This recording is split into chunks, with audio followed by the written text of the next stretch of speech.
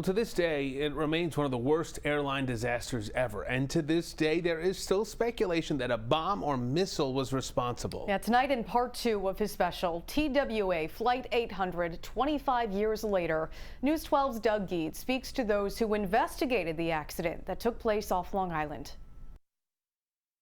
We had an in-flight explosion. We had a fire. It's an extremely rare event, thank God, on airplanes. An explosion shortly after takeoff. That's all veteran NTSB investigator Frank HILLDRUP and his colleagues had to go on when they were summoned to the South Shore of Long Island 25 years ago. But immediately there were rumors about a bomb or an errant missile striking the plane. We had a lot of FBI individuals up there, so I wasn't sure if they knew something that we didn't at that time. Incredibly, about 95% of the wreckage was recovered from the ocean and reconstructed for investigative purposes. Now keep in mind, a 747 is huge. You'll notice that the wings are not attached. They were not necessary for investigations.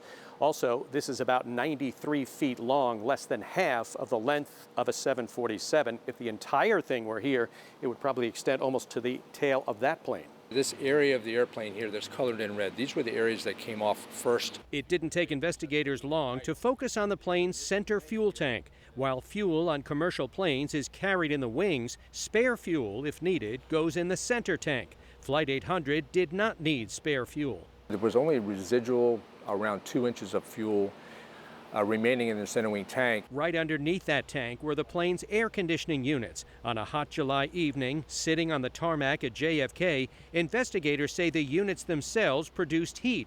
That in turn created vapors from the residual fuel in the tank just above them.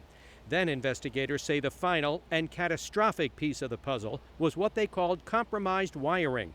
High voltage and low voltage wires bundled together near the tank that likely caused a short. If you don't have a spark of some kind, then you don't have this event, you don't have that kind of an explosion. The FAA has since mandated changes to avoid anything similar ever happening again. Something else resulted from this incident. It had nothing to do with mechanics, design, or safety. What I think was missing was a real understanding of the family member's perspective. SHARON BRYSON is managing director of the NTSB. In 1996, much of her job was dealing with the relatives of accident victims, who at the time had little in terms of rights. Even claiming their loved ones' belongings was not a given. They were the property of the airlines.